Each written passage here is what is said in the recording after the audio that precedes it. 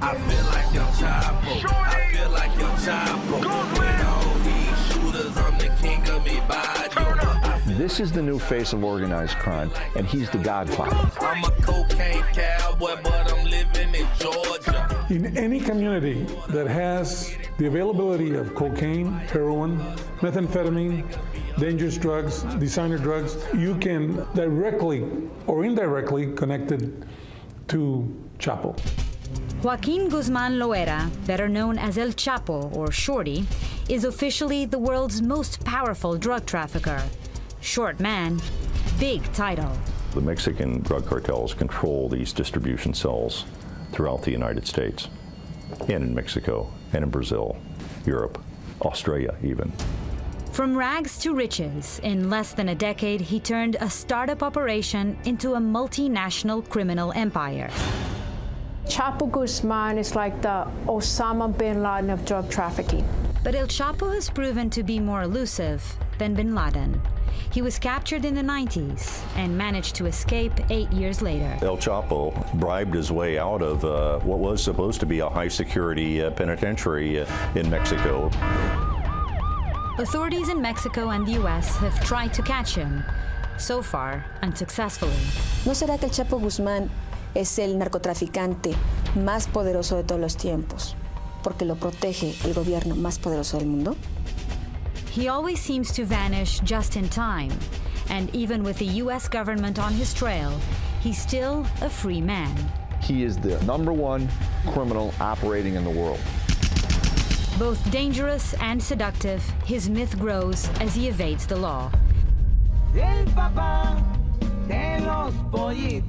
Songs praise his dominance and sex appeal. Emerging as the leader of the Sinaloa cartel, one of the most violent of the Mexican drug gangs. Conspiracy theories, billionaire status, relentless violence, ever-growing power. Mix it all and you have the ingredients of El Chapo's life. An unlikely rise from poor Mexican boy to CEO of crime. All we wanna be is El Chapo. At least all the street niggas I know.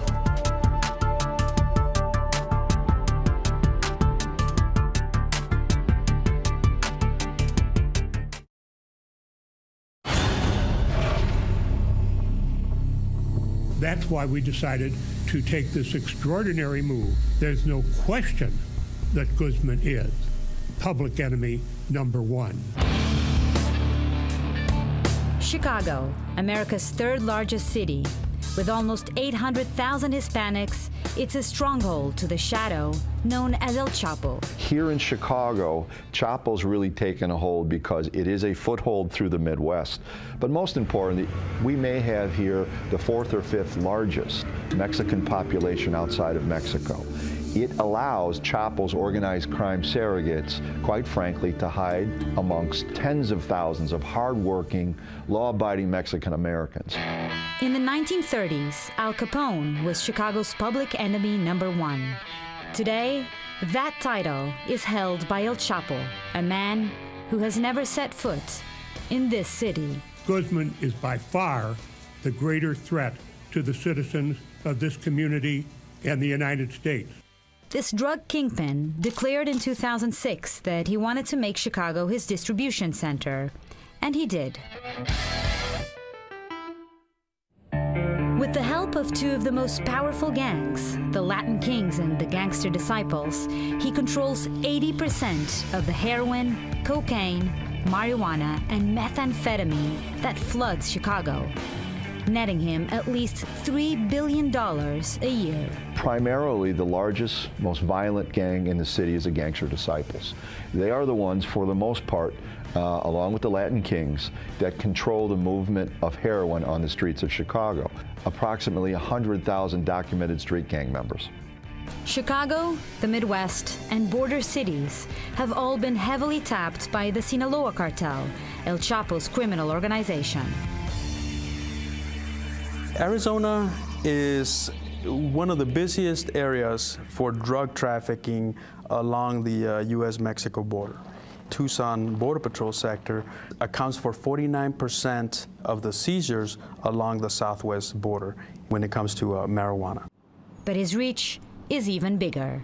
The Sinaloa cartel doesn't only control the Arizona southwest border. They also have the wholesale contacts of Colombian cocaine, because they also control the passageways from Colombia into the United States via Guatemala, because the drugs come in through those states as well, by air, by boat, and by land transit. The purpose of the transnational criminal organizations, it's profit. It's getting the product from point A to point B, whether that's narcotics or whether that's people. It's just getting the product from point A to point B.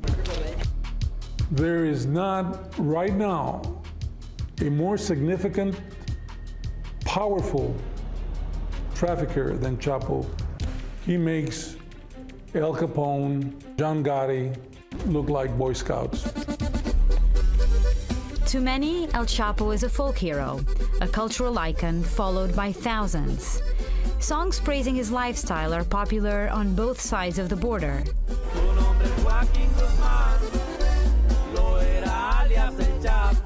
All I wanna be is El Chapo.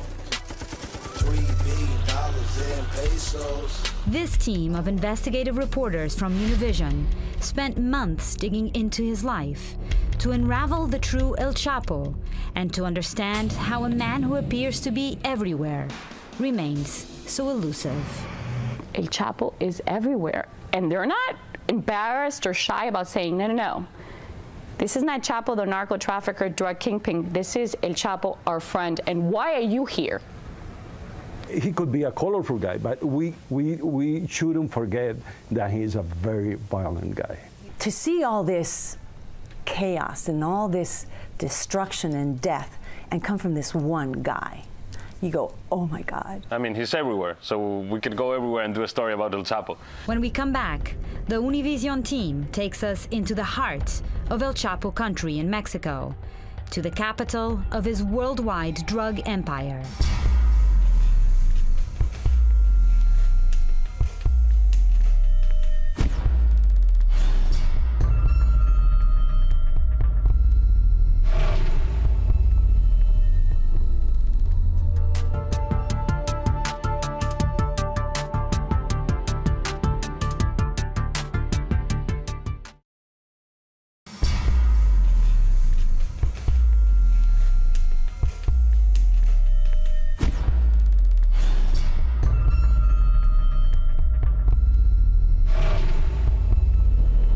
Sinaloa, Mexico, the home state of El Chapo Guzman. It's been the center of Mexican drug production for nearly 200 years. The poppies grown here were turned into morphine during World War II. After the war, they fed the opium trade. Today, it's all about pot. Gerardo, I'm going to start with you since you're the leader of this cartel, as you said. How did El Chapo start in the drug business? The family of El Chapo, as many of the families of this area, were devoted to growing marijuana. And he used to go with his father to sell the marijuana to this point where drug dealers buy the product. But the father spent all the money that he made by drinking and paying prostitutes. And at the age of 15, he started his own crop. So he got into the drug business when he was 15 years old? 15 years old, and then he managed to know the big bosses of that time. Gerardo and the Univision investigative team went into the heart of Sinaloa in pursuit of El Chapo's trail. It was immediately clear he was watching. He controls every movement, every movement. You go by and there's people sitting in a corner and they just look at you, you go by. You see the radios. They're sitting next to a truck on the side of the road, and you see them just go like this. He has like 200 people around him. He has 200 people protecting him. Protecting him. So there is no way that you could have gone to his hometown without his knowledge and his consent. No way. Were you nervous at all going there? Sometimes, yes. I was very nervous. To enter Badiraguato, the small town near El Chapo's hometown of La Tuna, required special help from a source whose identity we're not allowed to disclose. How did you get the green light to go ahead and do it? He gave us the authorization to be in the Chapo's land. El Chapo was so aware of the team's presence that he even sent them a direct message. He said, "You're wrong. The Chapo's land is Mexico, not that piece of the country, the whole country." Why? Why do you think he agreed to it? El Chapo wanted an interview with us. So he told this woman, make all the arrangement to get the interview. And we were very close to get the interview, but at the end, he said, "I give the interview, and if you allow me to review whatever I said after the interview." And we said, "No. We haven't done that in Univision for presidents, ministers, or whatever. We are not going to do it for a drug trafficker." So, to many in Sinaloa, El Chapo is not just a drug trafficker. He's a hero. They see him as a modern-day Robin Hood. They like him because he came from poverty.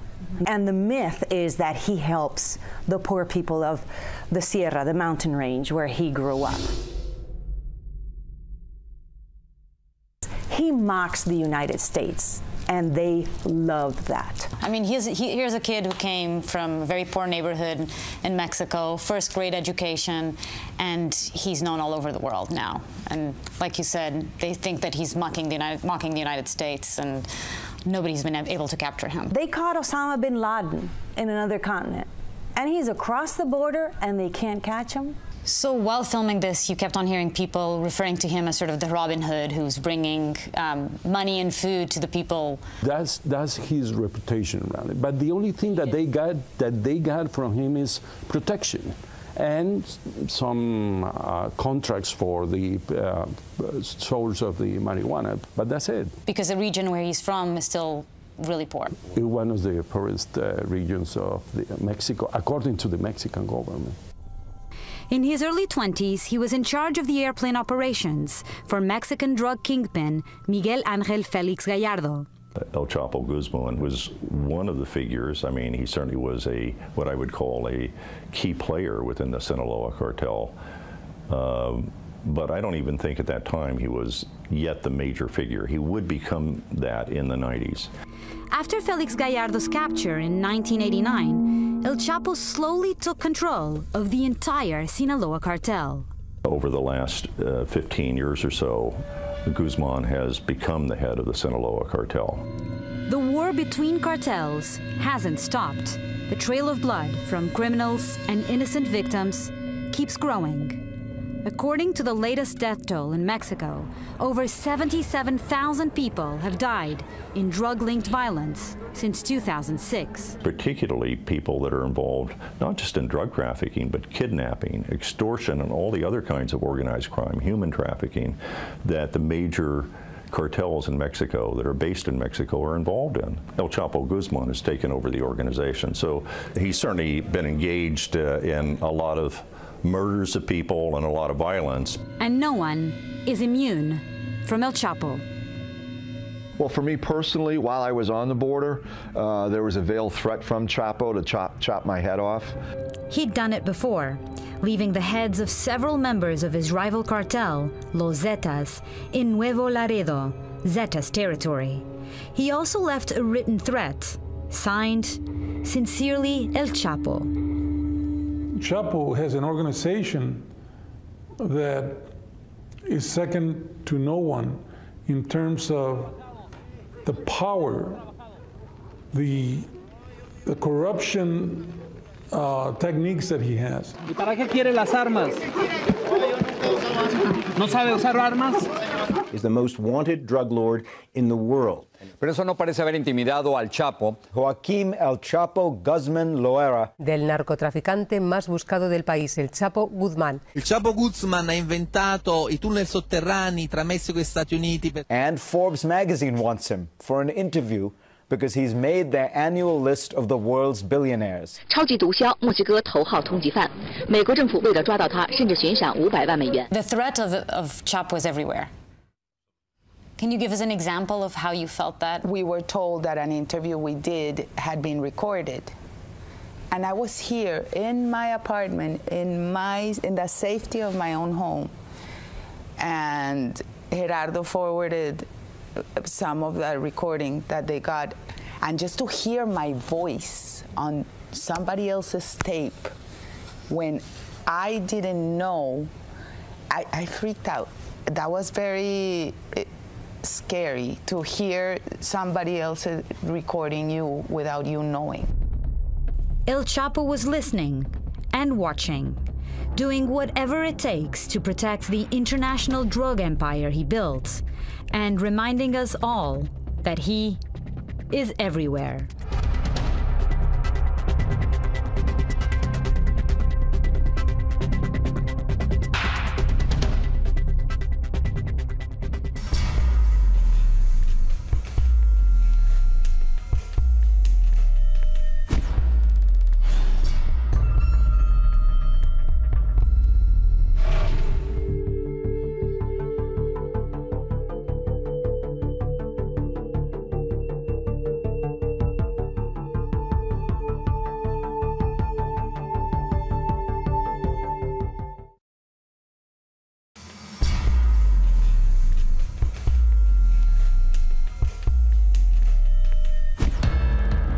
El Chapo has built a huge multinational criminal organization, unparalleled in history.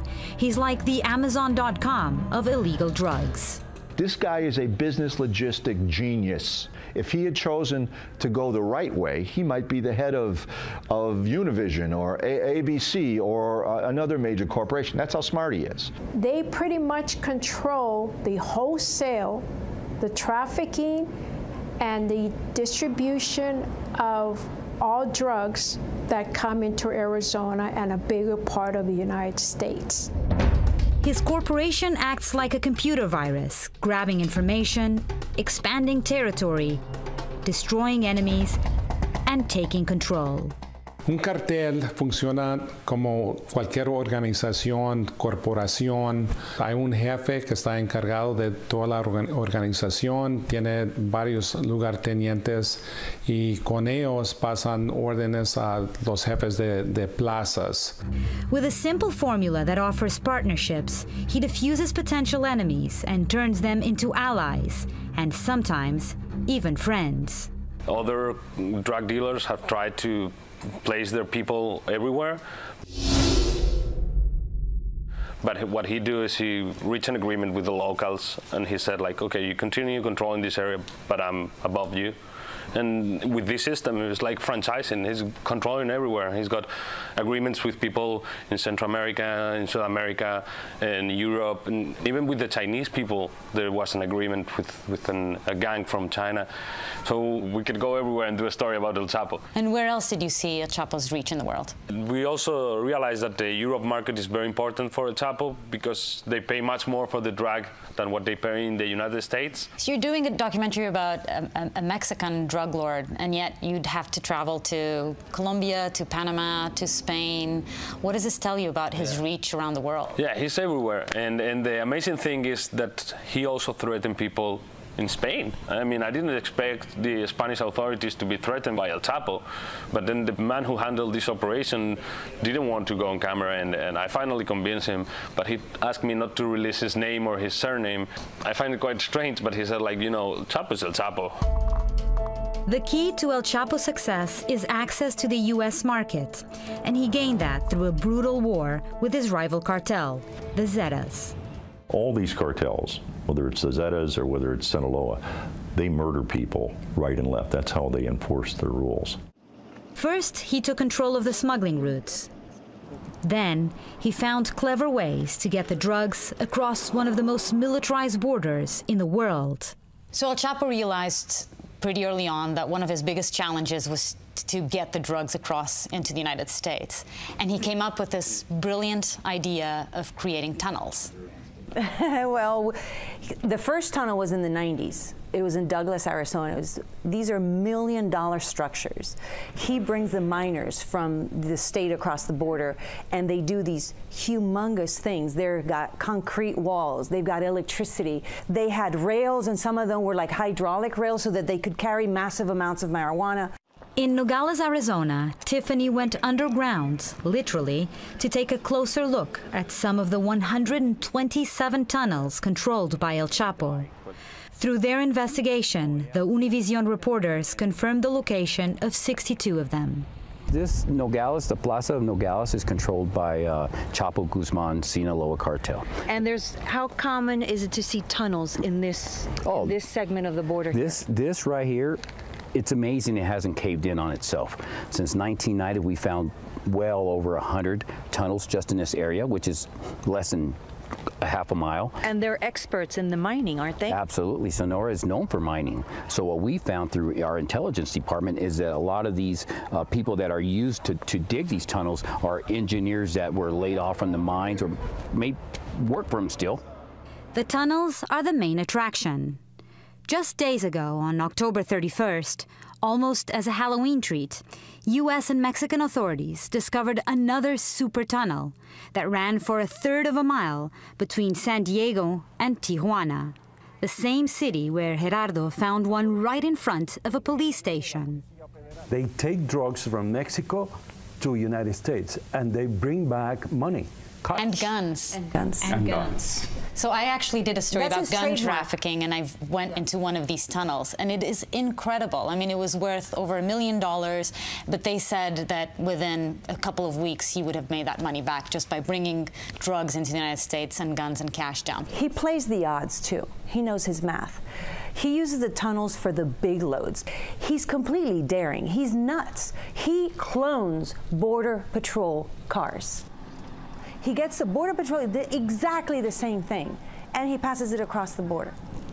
Utility vehicles, everything that would look normal crossing the border.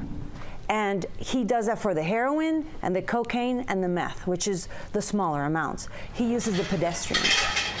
From submarines to woodlogs, El Chapo has shown great creativity.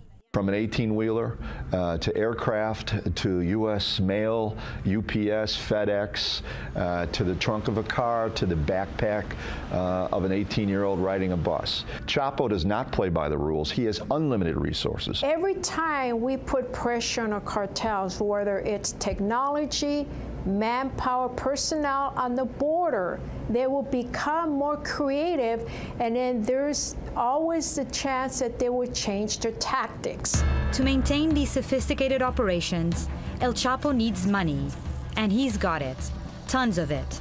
He's been on the Forbes list of billionaires 4 times since 2009. He has a lot of protection around him, both as security guards and people that are willing to protect him because he has a lot of money and assets to throw around.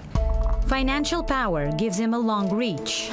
From the hills of Sinaloa in Mexico, the shadow of El Chapo stretches across the oceans and deep into urban America. So the majority of the drugs that you see in Chicago are controlled by El Chapo? Mostly, yes. The DEA is going bananas in Chicago because they don't know what to do. There's so much drugs, and it's so pure. The heroin they've seen is like 80–90% pure. So everybody is smoking it, snorting it. There's no need of needles, no AIDS, no hepatitis, and it's $10 for a small bag. We got this amazing video where you see people standing in line, Mariana, you wouldn't believe it, in the middle of the day, 11 o'clock in the morning, and in a matter of seconds, boom, boom, boom, boom, boom, 15 people in that line, and everybody went with their heroin. And all of this is controlled by El Chapo? Well, they have what they call the choke points, which is people like this African-American, his name was Kylie Murray, and everybody thought he was an NBA, player, because he had the whole bling-bling, going on. He had the Ferrari, the Porsche. He had homes all over the place. Well, guess what? This guy was connected to El Chapo because the DEA knows. The choke point is that person that entity that deals with the street gangs, but also has some connection to the cartels. By targeting those people, we've got the ability to work with our friends at the police department down to the street level to interrupt the violence that the narcotics are causing. We have people in Chicago that has been killed, part of his organization in Chicago. So he's everywhere. He is everywhere. He might be here, and we don't know. Hope not. Next, the legend of El Chapo is born. Alias El Chapo Guzmán.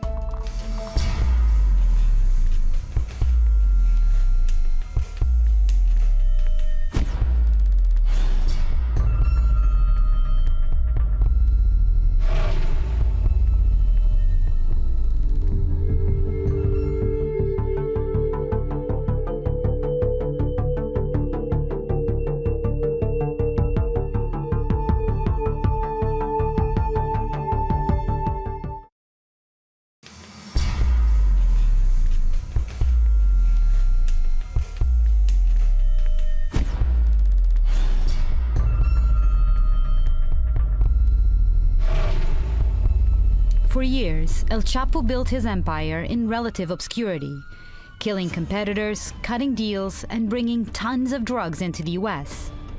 Then, one day in May of 1993, all that changed. Here at the airport in Guadalajara, Mexico, a flurry of bullets killed 7 people, including the Cardinal Juan Jesus Posada Ocampo. El Chapo was at the airport that day.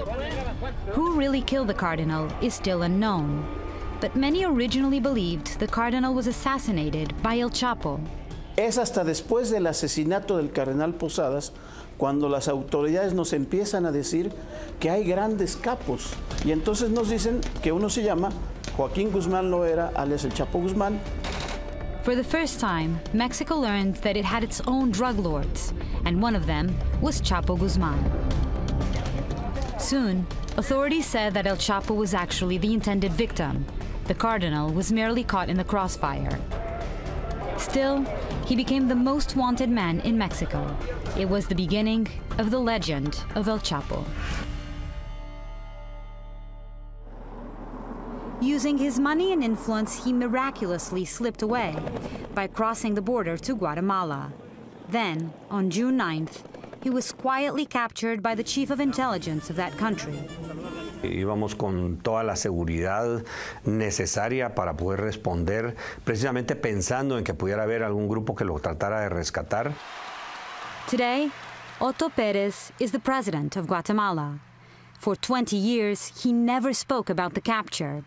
He feared for his family's safety. Mi familia, mi hija especialmente, tuvo una cuestión que nos pareció muy rara en su momento a nosotros, y se bajaron 4 personas armadas con fusiles y le empezaron a disparar. Ella vio todavía cuando uno levantó el fusil, se hizo a un lado y puso el acelerador. Ella recibió 3 impactos en su cuerpo. Gracias a Dios no perdió el conocimiento. Y el vehículo tenía 50 disparos de fusil. I had an interview with the president of Guatemala, and he said that he suspected that El Chapo Guzman was behind an attempt to kill his daughter in Guatemala. El Chapo offered Pérez a deal. If he let him go, Chapo would give Pérez millions of dollars and tell him where to intercept 5 tons of cocaine. So the first thing El Chapo tries to do when he's captured is to bribe this guy. I have 1 million, 2 million. I can give you a shipment that I'm prepared to send to the United States in El Salvador, 5 tons of cocaine. Pérez turned the bribe down. So they say no, and they report the shipment and take him to Mexico. With his hands and feet tied, Guzman was turned over to Mexican authorities. Then, during the flight back to Mexico, El Chapo decided he had something very important to say. He said, I wanted to give a statement. So he called one of the officers to take note. And he mentioned all the names of officials from Mexico and Guatemala that he has bribed in the years before. One copy of the document that remained was handed over to Mexican prosecutors. En ese documento pues, hace un informe de cómo fue aquello, el interrogatorio, tal. Y hace una denuncia, o transmite una denuncia del Chapo, de que le daba algún dinero a alguien que había sido su procurador. That paper, that document that was prepared by this official was lost. It's a common theme. Anything that has to do with El Chapo, papers seem to disappear. It happened with the investigation of the Cardinal. Over, I think, 1,000 documents went missing. Nobody seems to know what happened to them. So it seems that wherever he's involved, things get lost, mysteriously get lost. And I guess is a lot of people, it's in their best interest that he never get caught. Ironically, the only time El Chapo was arrested was over a crime he didn't commit. El Chapo was first sent to a strict penitentiary, where he couldn't even talk to other inmates. He complained and got moved to the Puente Grande prison in Jalisco. With bribes and intimidation, he turned the jail into a 5-star hotel, full of special privileges. Le permitían la entrada de prostitutas, le permitían la entrada de Viagra, porque el Chapo Guzmán consumía Viagra, cocaína, y le permitían, no solo eso, le permitían también tener acceso sexual a reclusas que estaban ahí. One of them, Zulema Hernandez, became his girlfriend. And in one of the many love letters El Chapo sent her, he told her that after 8 years behind bars, he would soon be free again. Were there other prison officials or guards that were aware of this and allowed this to happen because they were paid bribes or intimidated in some way? It seems unlikely that he just got into a dirty clothespin and got rolled out of the prison without a fair number of people having been paid off to help him escape. And to this day, he still eludes those trying to capture him. I had 2 crews in Guadalajara. When Univision News managing editor Maria Martinez Henao went back to Guadalajara to report for this program, she was reminded of El Chapo's far-reaching influence. So I'm in Guadalajara with 2 crews. One was working on some other story, had to do with drug trafficking, in which a Puerto Rican national was in a jail. So I'm interviewing his lawyer. And the lawyer says to me, "You haven't been honest, have you?" To me. And I said, "I'm sorry? Honest about what? Why do you have a crew in the Guadalajara airport investigating El Chapo?" And I said, "Oh, well, we're working on a Chapo special. How are you involved? Are you one of El Chapo's lawyers?" And he said, "I'm his friend." Once again, El Chapo had eyes and ears everywhere. When we come back, how the world's most powerful drug lord evaded capture, and a surprising connection El Chapo has to the United States.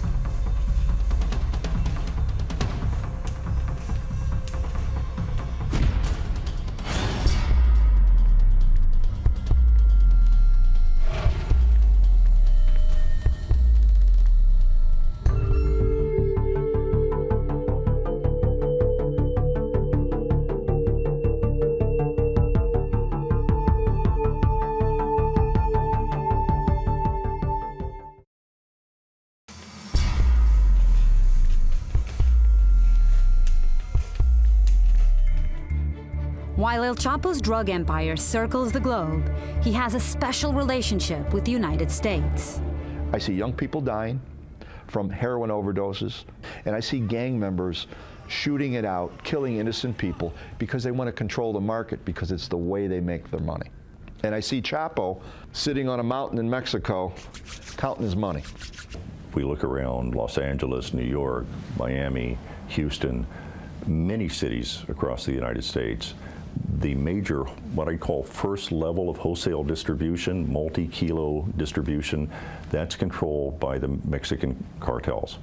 In 2009, the DEA found El Chapo Sinaloa cartel operating in 64 American cities.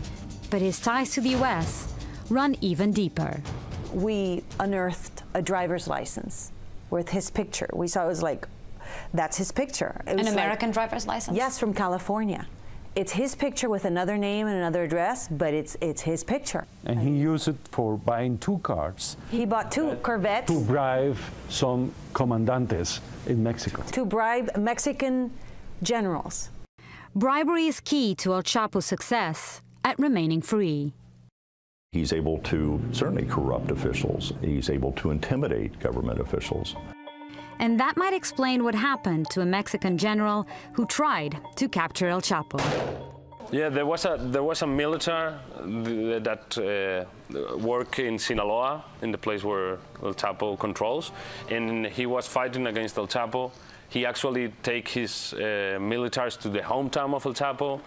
He landed his helicopters near El Chapo's mother's home. So the Chapo's mother was really pissed off, and she put a complaint on the human rights. After 3 years fighting against El Chapo, they sent him to Russia. And he believes it was because he was getting too close to El Chapo that he was sent to Russia. Well, you know, a military won't ever tell you that, but he said, like, well, I have to do what my bosses said, but I'm sure he was not happy with that. And 45 minutes, he was talking about El Chapo without saying El Chapo. So he said, like, the man you're talking about, the boss of the cartel, the one who controls the area, but never mentioned El Chapo with his name. We have talked here about El Chapo as a businessman, El Chapo as a genius for controlling markets.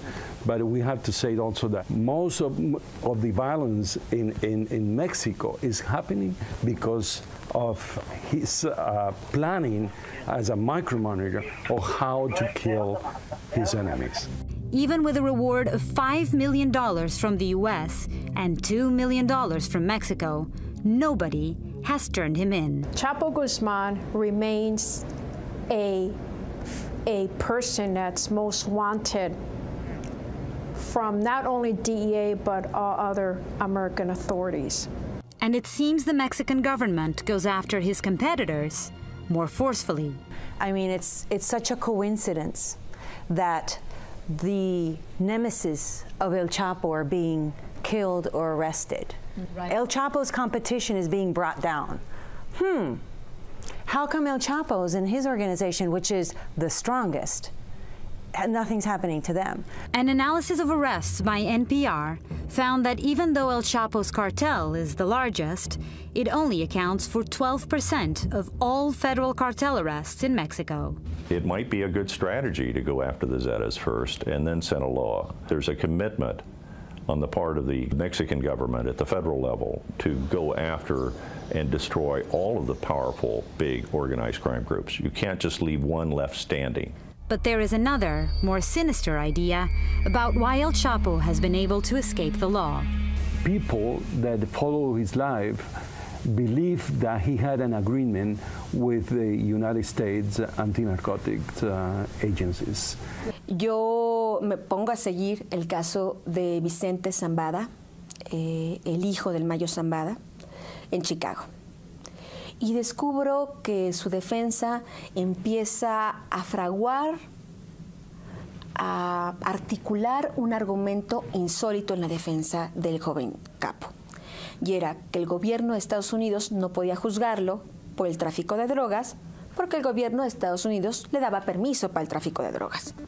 The son of El Chapo's partner on trial in Chicago for drug trafficking claimed in court that El Chapo has a deal with the DEA. And in the court in Chicago, the lawyers for this guy said he has immunity. The United States government has an agreement with El Chapo Guzman. Former DEA Administrator Robert Bonner denies there's a deal with El Chapo. It's ridiculous. There is no agreement between Chapo Guzman and the DEA.